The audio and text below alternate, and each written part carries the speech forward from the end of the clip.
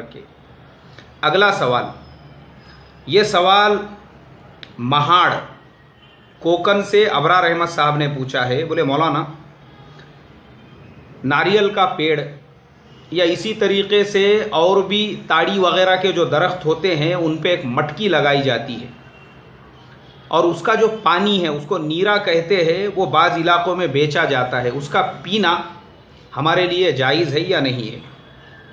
भाई हमारे अबरार भाई, देखो ये जो शक्ल है ना वो नीरे की या ताड़ी की, अल्लाह के नबी सल्लल्लाहु अलैहि वसल्लम के ज़माने में भी उसकी एक शक्ल थी, उसको नबीज़ कहा जाता था। उस ज़माने के अंदर, ये भी बुखारी शरीफ की हदीस है कि सहाबा इकराम जो है वो नबीज़ पिया करते थे, लेकिन वो कौन सी नबीज़ होती थी? उसमें फेस और नशा आने से पहले। तो हमारे उलामा ने ये ताड़ी और नीरा उसकी भी उसी वक्त इजाज़त दी है जब इसमें नशा ना आवे।